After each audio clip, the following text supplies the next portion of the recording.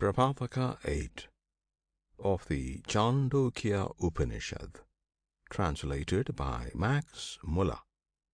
Recording by Jyoti Taravanat. 8th Prapataka, 1st Kanda. Hari Om.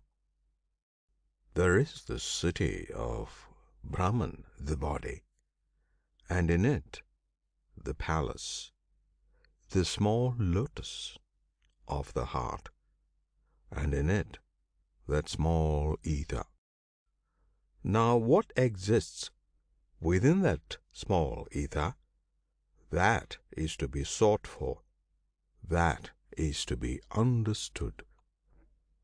And if they should say to him, now with regard to that city of Brahman, and the palace in it, that is, the small lotus of the heart, and the small ether within the heart, what is there within it that deserves to be sought for, or that is to be understood?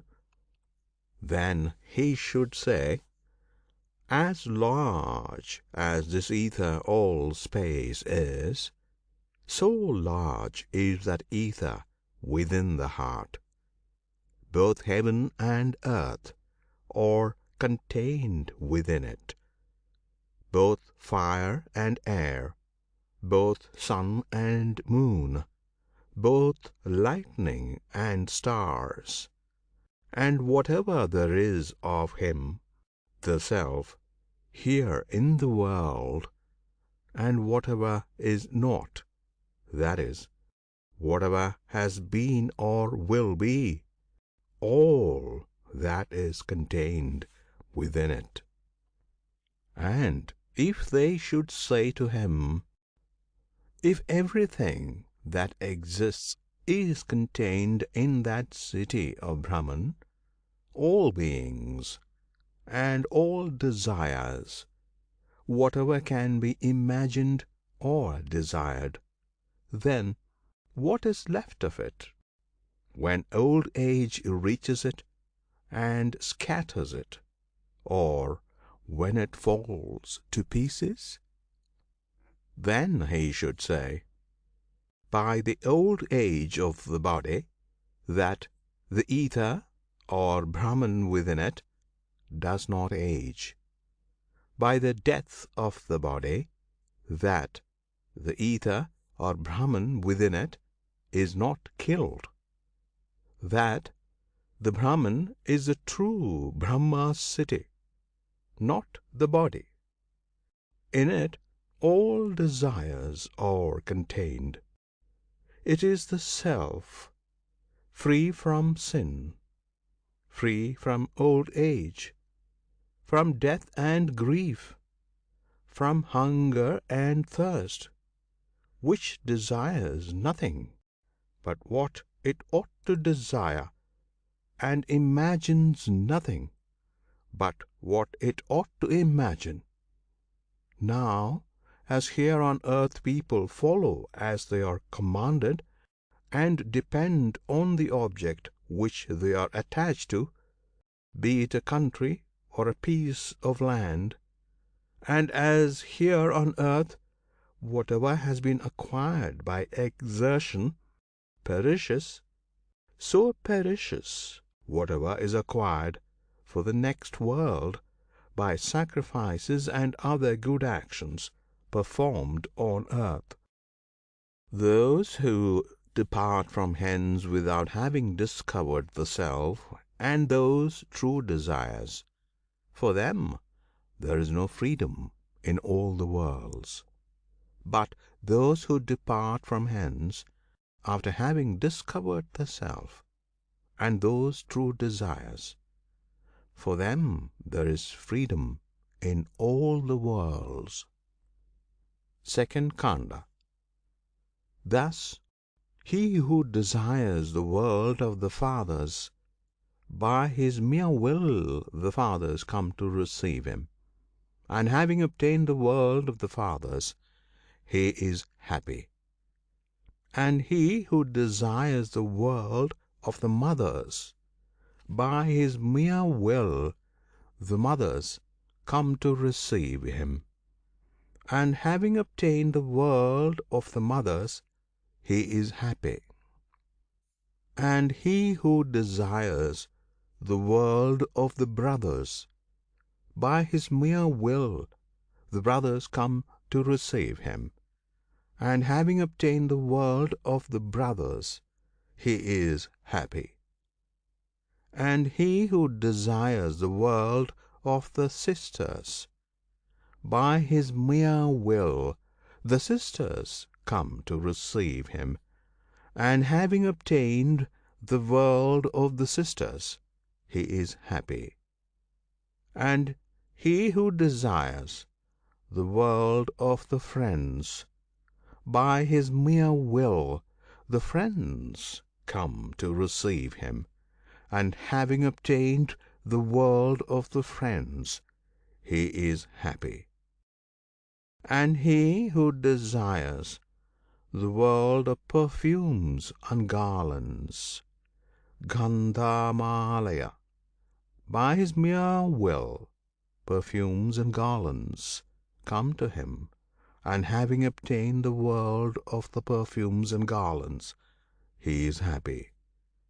And he who desires the world of food and drink, by his mere will food and drink come to him, and having obtained the world of food and drink, he is happy.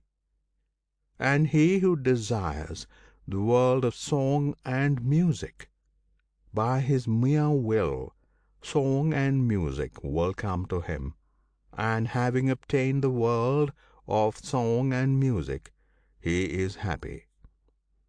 And he who desires the world of women, by his mere will women come to receive him, and having obtained the world of women, he is happy. Whatever object he is attached to, whatever object he desires, by his mere will it comes to him, and having obtained it, he is happy. Third Khanda. These true desires, however, are hidden by what is false. Though the desires be true, they have a covering which is false. Thus, whosoever belonging to us has departed this life, him we cannot gain back, so that we should see him with our eyes.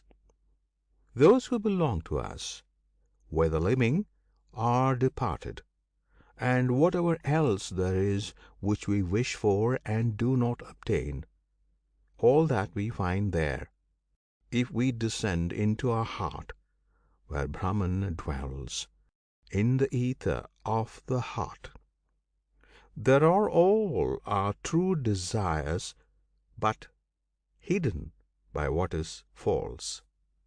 As people who do not know the country walk again and again over a gold treasure that has been hidden somewhere in the earth, but do not discover it, thus do all these creatures, day after day, go into the Brahma world.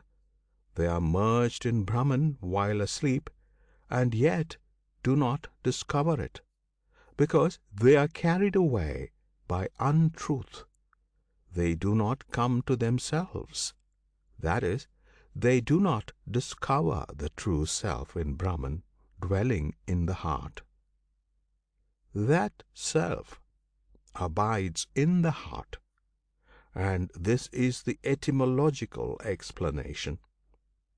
The heart is called Hridayam instead of Hridayayam, that is, he who is in the heart. He who knows this, that he is in the heart, goes day by day, when in Sushupti, deep sleep, into heaven, Swarga, that is, into the Brahman of the heart. Now, that serene being, which, after having risen from out of this earthly body, and having reached the highest light, self-knowledge, appears in its true form, that is the Self. Thus he spoke when asked by his pupils. This is the immortal, the fearless, this is Brahman, and of that Brahman the name is the True, Satyam.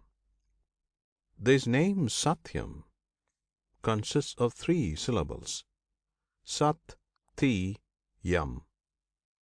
Sat signifies the immortal, Ti the mortal, and with Yam he binds both.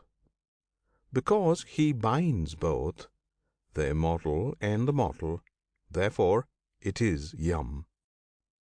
He who knows this goes day by day into heaven, Swarga.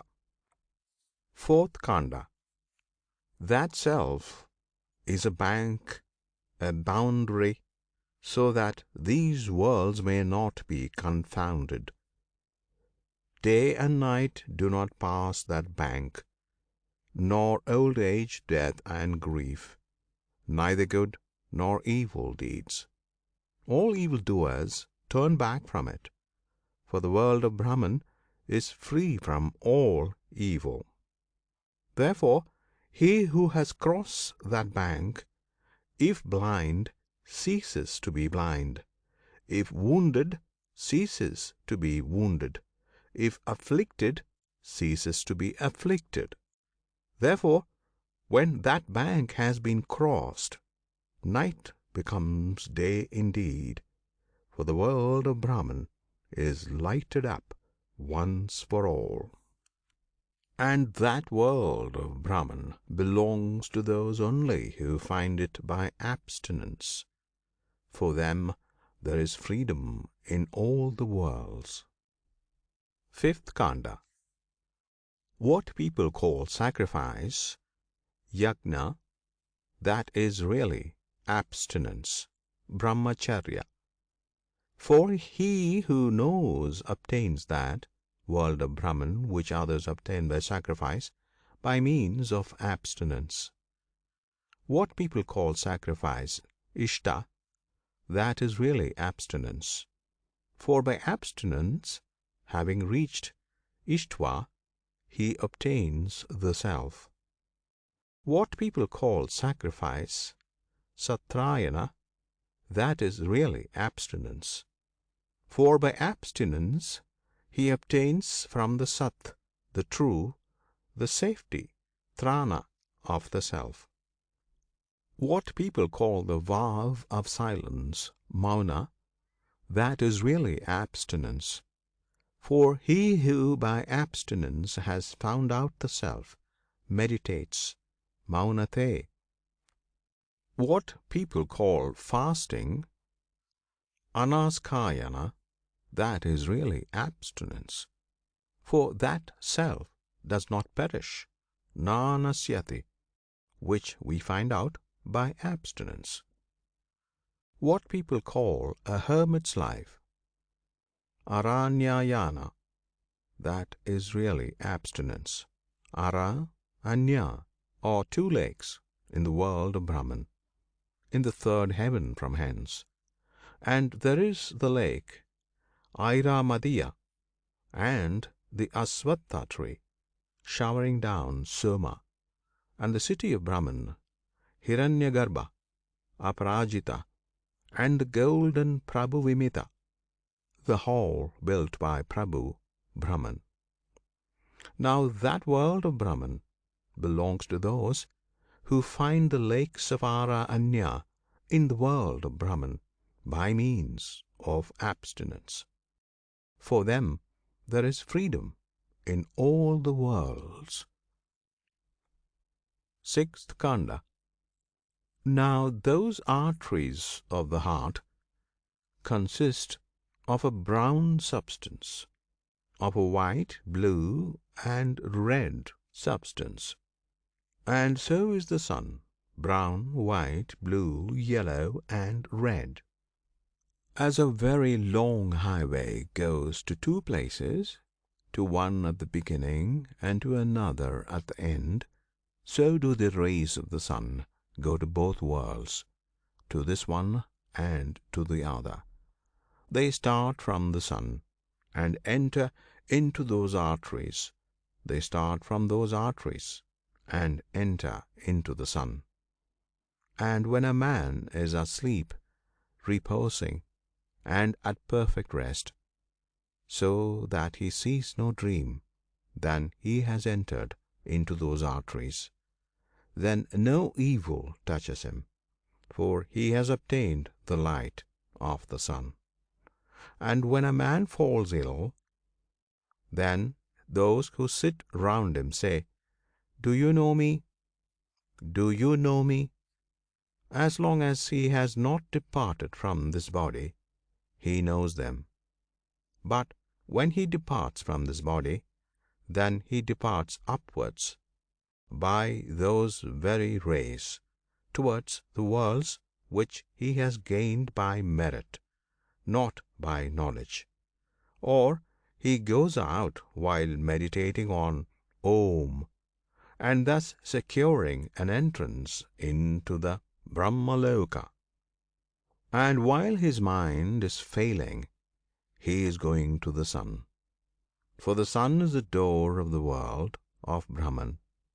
Those who know walk in, those who do not know are shut out. There is this verse: there are 101 arteries of the heart. One of them penetrates the crown of the head. Moving upwards by it, a man reaches the immortal. The others serve for departing in different directions.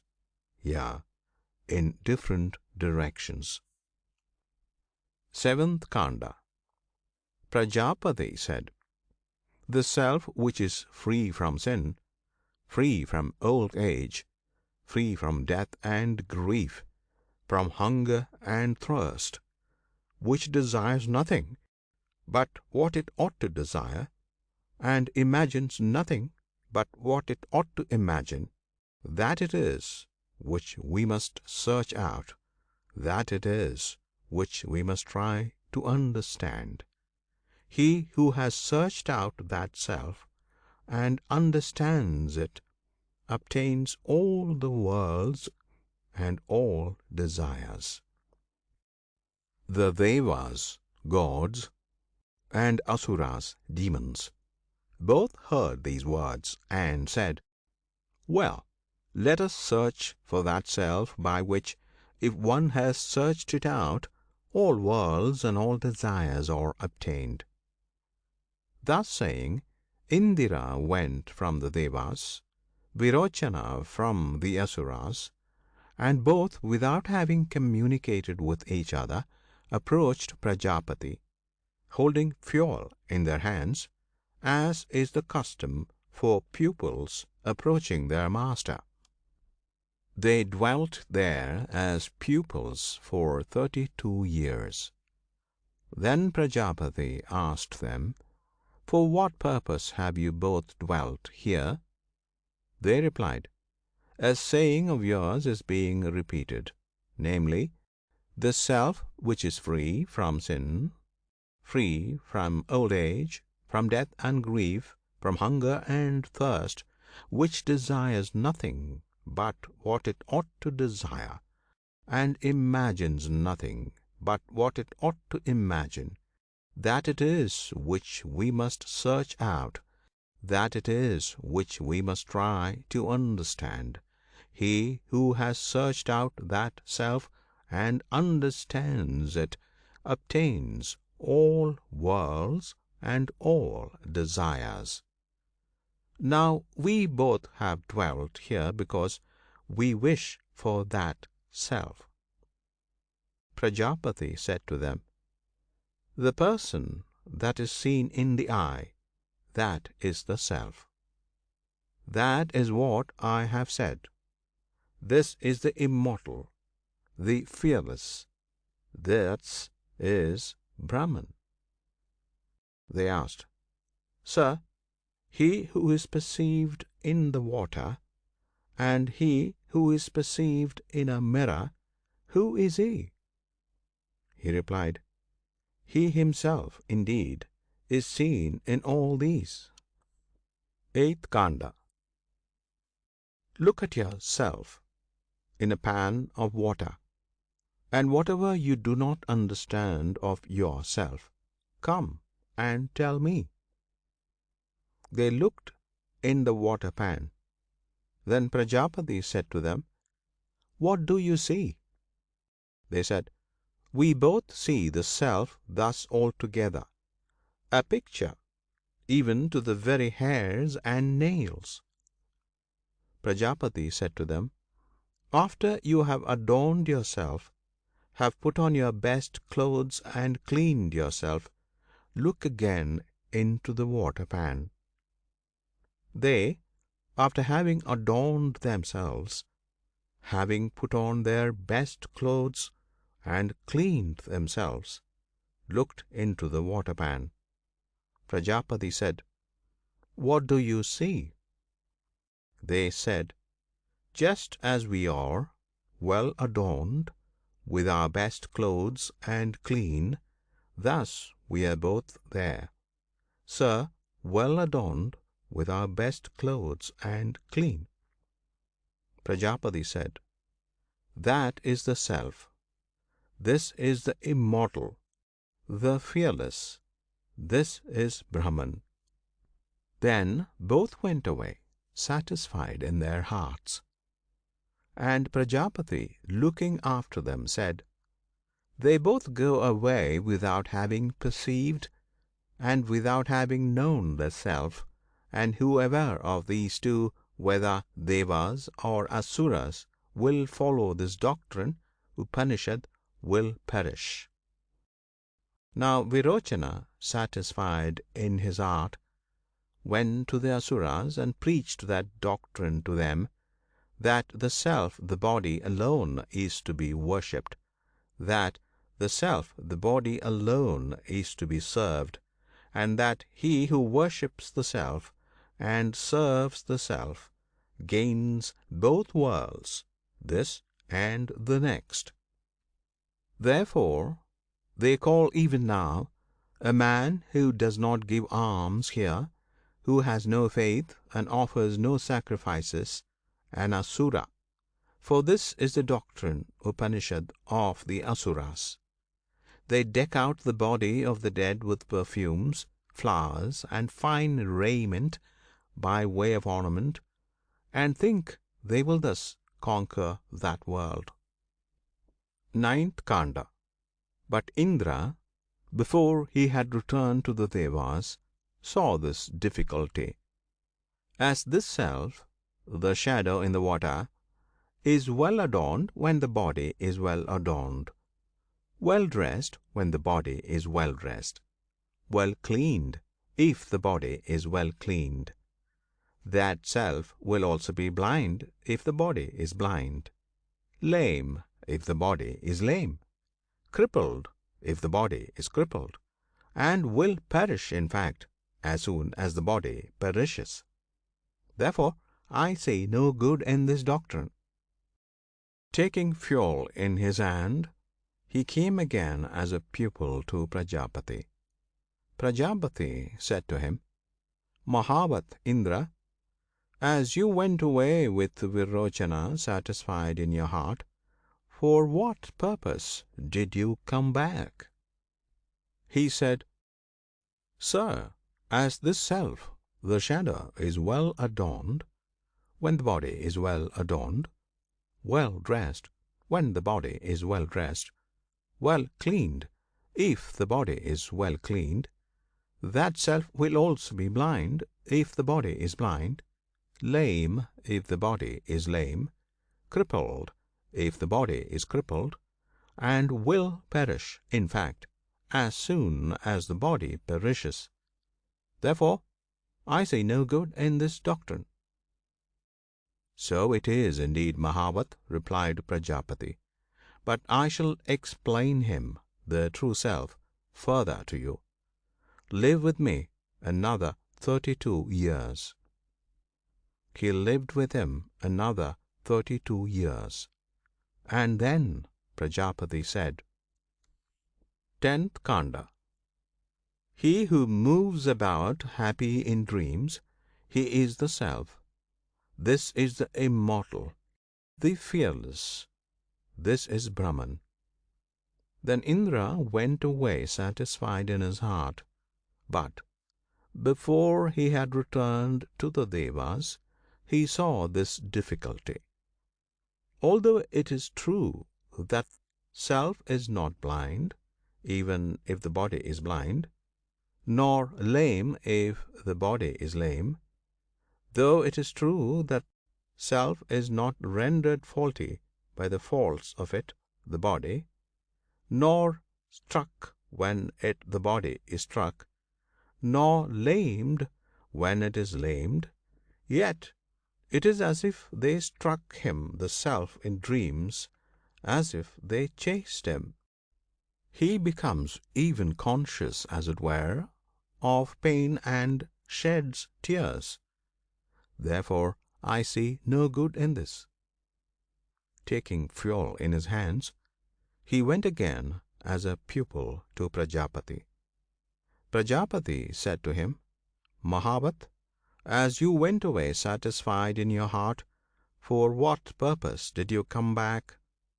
He said, Sir, although it is true that Self is not blind even if the body is blind, nor lame if the body is lame, though it is true that Self is not rendered faulty by the faults of it, the body, nor struck when the body is struck, nor lamed when it is lamed, yet it is as if they struck him, the Self, in dreams, as if they chased him. He becomes even conscious, as it were, of pain, and sheds tears. Therefore I see no good in this.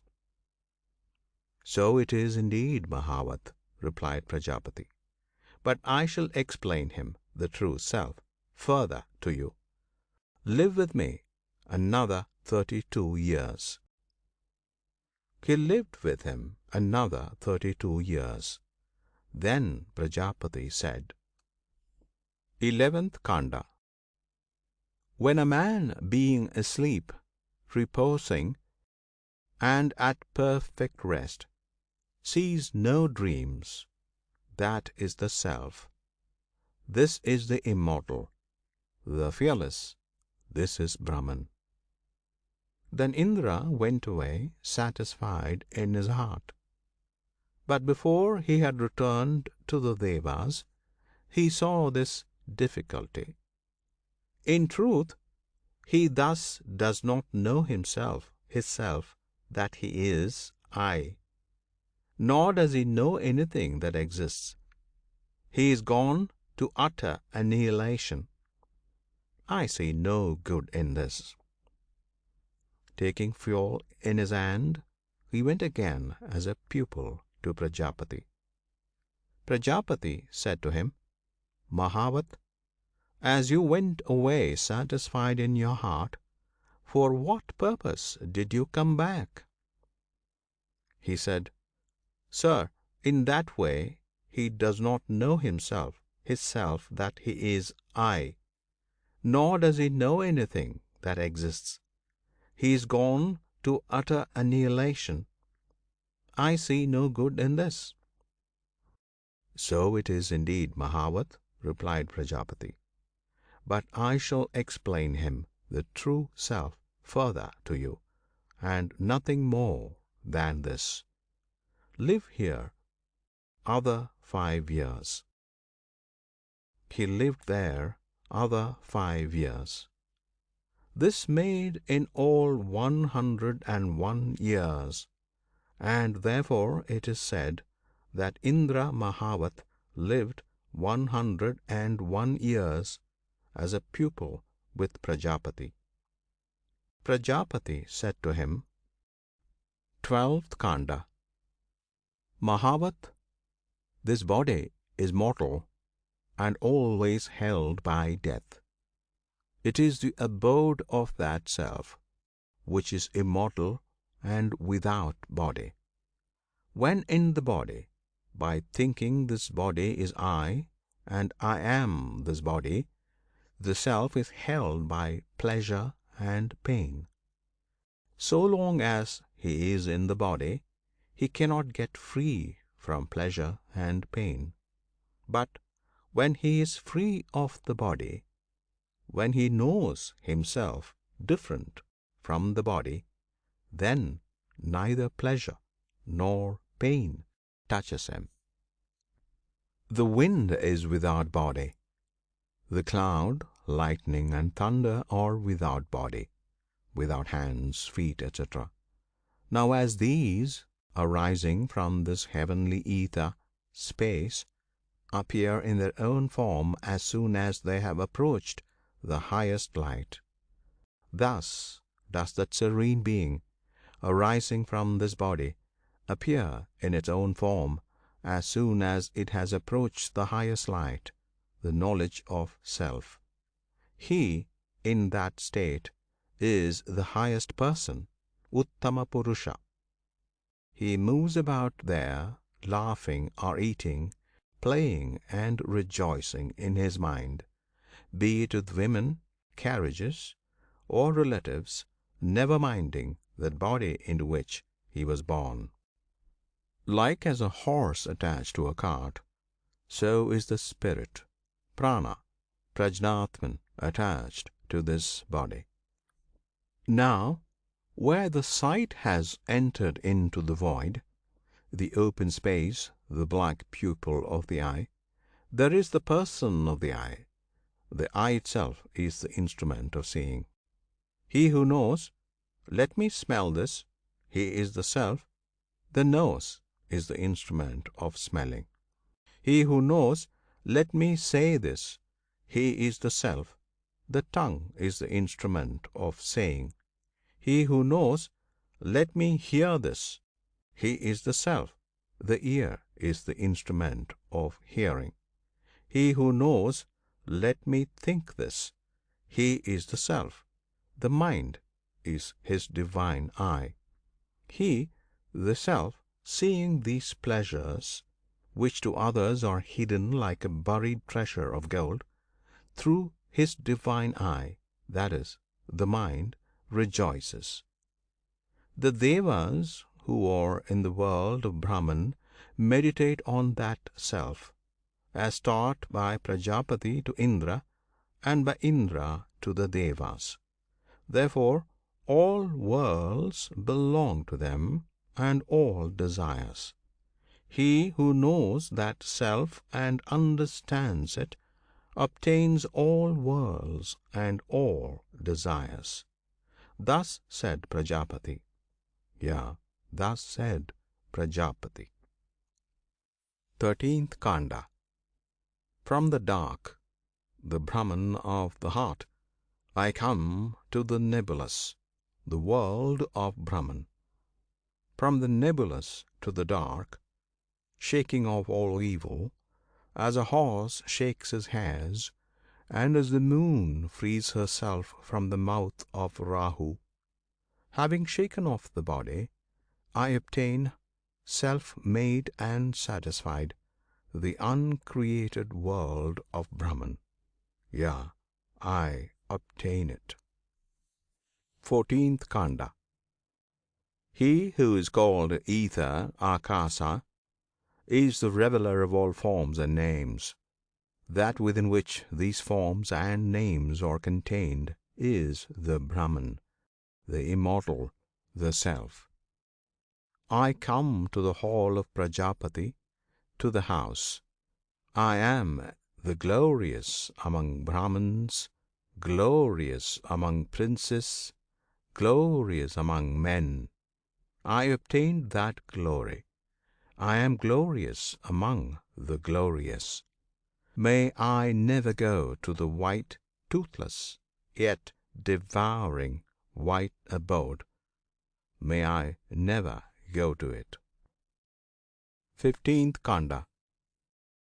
Brahma, Hiranyagarbha or Parameshwara, told this to Prajapati, Kasyapa, Prajapati to Manu his son, Manu to mankind.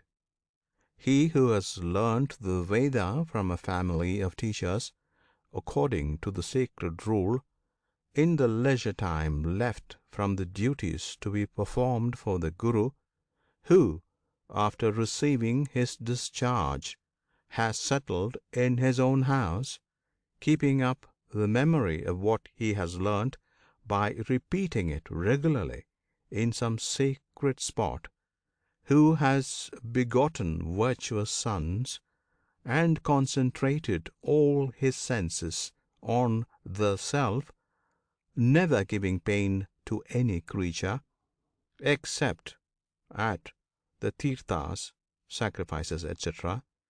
He who behaves thus all his life reaches the world of Brahman and does not return. Yeah, he does not return. End of Prapathakas 8. Recording by Jyoti Taravanat. End of Chandogya Upanishad.